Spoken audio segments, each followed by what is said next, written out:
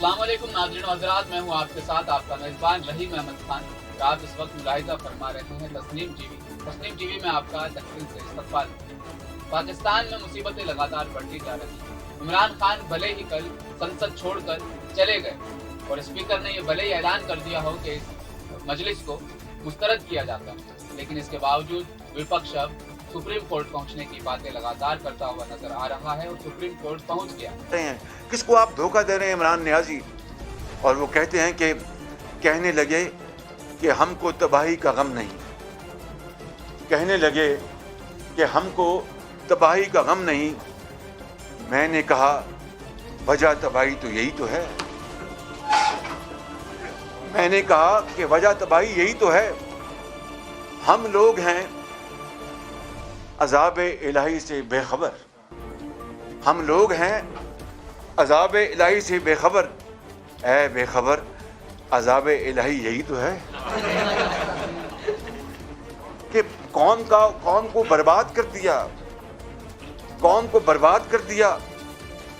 और गाली गलोच, चोर और डाकू, और जनाब मैं लुटेरे मैं छोड़ूंगा नहीं, आर्टिकल 6 में लगाऊंगा गद्दारी का। पर गद्दारी का केस अगर बनता है तो तुम पर बनता है कि जब सितंबर 2014 को चीन के हमारे इंतहाई मुअज़्ज़ज़ मेहमान सदर शी जिनपिंग पाकिस्तान आ रहे थे, सिर्फ दौरा करने के नहीं, पाकिस्तानी अवाम से मिलने और पाकिस्तान को सीपैक का तोहफा देने आ रहे थे। 20-20 घंटे की लोड शेडिंग हो रही थी, 20-20 घंटे की। उस लोड शेडिंग को ख़त्म करने के लिए सीपैक के मंसूबे जिनमें बिजली के पावर प्लांट से वो आ रहे थे सरमायाकारी के हवाले से, आप दी चौक से नहीं उठे। आपको सब ने मना किया, अपील।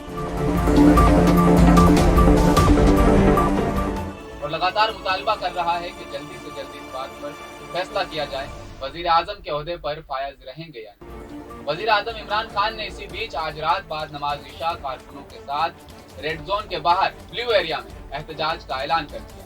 वजीर आजम इमरान खान ने अवाम के साथ बराह रास्त टेलीफोन पर गुफ्तगू करते हुए कहा कि ये जमहूरियत नहीं है कि लोगों की कीमत लगाकर उनके ज़मीर खरीद लिए गए और फिर उन्हें भेड़ बकरियों की तरह बंद कर दिया। उन्हें इसलिए खरीदा जाए कि दूसरी हुकूमत बनाई जा सके। ऊपर से आप बैरून मुल्क की साजिश का हिस्सा बन जाए।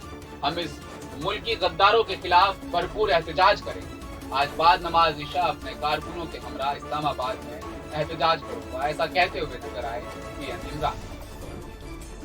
इस सूरत हाल में मेरे से सवाल करना चाहते हैं, ये जो आपके मुल्क के ऊपर कई लोग बड़ा सोच रहे हैं कि बड़ा ख़तरा है मुल्क को, तो इसलिए मैं आपके सामने आऊँ और आपके सवालात का जवाब दूँ।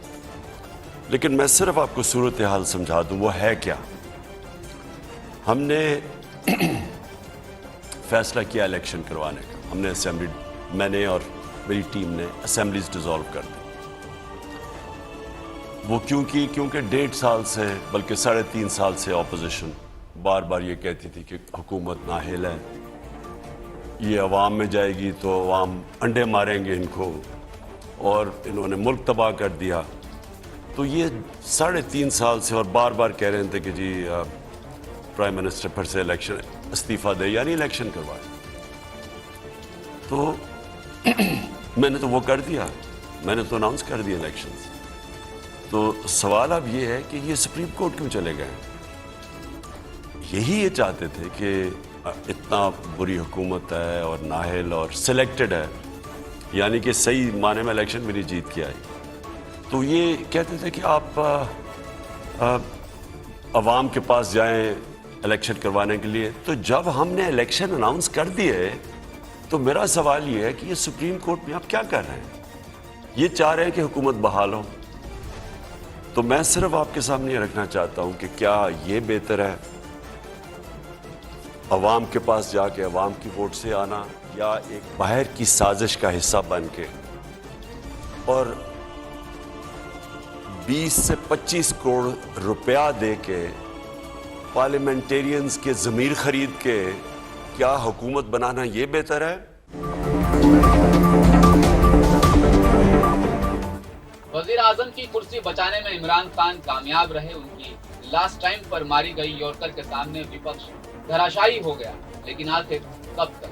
क्या 90 दिनों के वो इंतखाबात जिसका इंतजार कर रहे हैं पीएम इमरान, वो 90 दिन मुकम्मल होते हुए पीएम इमरान वजीर आजम के ओहदे पर फायज रहेंगे या विपक्ष उन्हें नीचे गिरने पर मजबूर कर देगा? आखिर क्या कुछ होने वाला है पाकिस्तान की सियासत?